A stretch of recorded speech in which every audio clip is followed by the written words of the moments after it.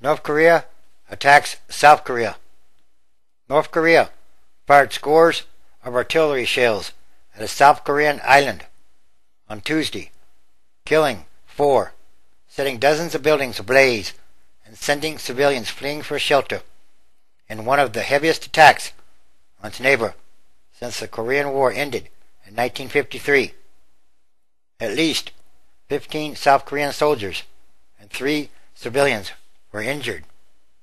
The South fired back and sent a fighter jet to the area, which is close to a disputed maritime border on the west of the divided peninsula and the scene of deadly clashes in the past. South Korea was conducting military drills in the area at the time, but said it had not been firing at the north.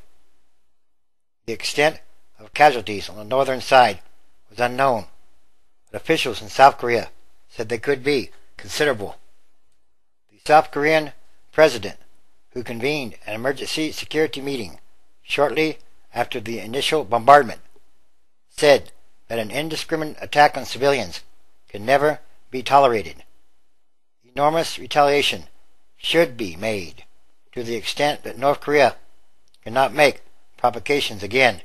He also said, the United States, which has 28,000 troops in South Korea, condemned the attack, but said it was too soon to discuss ways the U.S. military might deter the reclusive communist state from another strike. But really, there's not much the United States or anybody else can do in some kind of way. The incident followed revelations over the weekend that North Korea is fast developing another source of material to make atomic weapons. An analyst said the North may again be pursuing a strategy of calculated provocations to wrest diplomatic and economic concessions from the international community. In other words, blackmailing the rest of the world. The skirmish began when North Korea warned the South to halt military drills in the area. South Korea refused and began firing artillery into disputed waters, albeit away from the North Korean shore. The North retaliated by bombarding a small island which houses South Korean military installations and a small civilian population. South Korea responded by firing K-9 155mm self-propelled howitzers, but a South Korean official declined to say whether North Korean territory was hit. The entire incident or clash lasted approximately an hour. North Korea later threatened to continue launching merciless strikes against South Korea if it violates their disputed sea border by even 0.001 millimeter. Brink of war. The exchange represents a sharp escalation of the skirmishes that flare up along the disputed border from time to time. In other words, it's getting worse. It also comes amid high tensions over the North's apparent progress in its quest for more nuclear weapons, or even more powerful nuclear weapons. North Korea claims it has a new uranium enrichment faculty, and 6 weeks after the North Korean leader anointed his youngest son as the heir apparent, it brings us one step closer to the brink of war, said Peter Beck, a research fellow with the Council on Foreign Relations. Because I don't think the North would seek war by intention, but war by accident, something spiraling out of control, has always been my fear. He also added, the two Koreas are still technically at war. The Korean War ended only with a truce, and North Korea does not recognize the maritime border that was unilaterally drawn by the United Nations at the end of the 1950 to 1953 conflict. Tension also arose sharply early this year after the South accused the North of torpedoing one of its Navy vessels, killing 46 sailors. Frightened to death, I thought I would die, said an islander who who was watching TV in her home when the shelling began.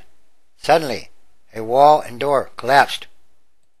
I was really terrified, she told the Associated Press after being evacuated to the port city of Incheon, west of Seoul, and I'm still terrified. YTN television said dozens of houses were on fire on the small island, which is approximately 75 miles west of the South Korean capital, near the disputed maritime border. It is a mere 7 miles from and within sight of the North Korean mainland. The station broadcast pictures of thick columns of black smoke rising from the island.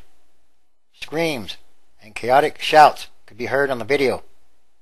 YTN said between 1,200 and 1,300 people lived there. YTN quoted a witness as saying fires were burning out of control. The White House said it strongly condemns the attack and called on North Korea to halt its belligerent action. In a statement, White House Press Secretary Robert Gibbs said the U.S. is firmly committed to the defense of our ally, the Republic of Korea, and to the maintenance of regional peace and stability. But, in reality, again, there's very little the U.S. or anybody else can do. North Korea is a desperate nation, and they also have atomic weapons, which they could always say they will use against anybody that attacks them, which makes this a very bad incident. The last thing we want to do ourselves is take any provocative actions. Nobody's interested in escalating this right now, a senior U.S. official told NBC News. The Russian foreign minister warned of the colossal danger of an escalation in fighting on the Korean peninsula. It is necessary to immediately end all strikes, he told reporters. Tensions in the region are growing. Another senior Russian foreign ministry official called on both sides to show restraint to prevent a wider conflict.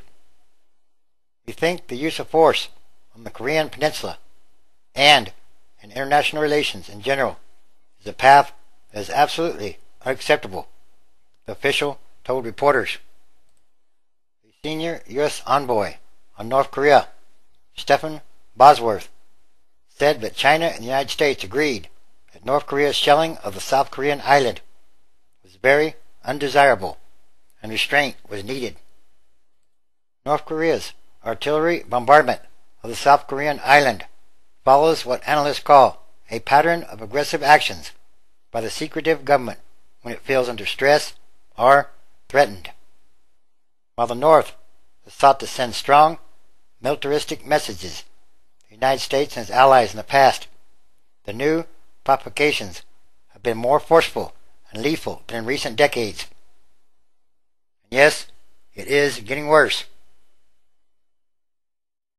These are all more signs of the times, the end times, transition days, which is a continuing day-by-day process. All systems that must change quickly or rapidly, and for the better. Luke chapter 3, verse 4. As it is written in the books of the words of Isaiah the prophet, saying, the voice of one crying in the wilderness, prepare ye the way of the Lord, make his paths straight. 5. Every valley shall be filled, and every mountain and hill shall be brought low, and the crooked shall be made straight, and the rough ways shall be made smooth. 6. And all flesh shall see the salvation of God. 7.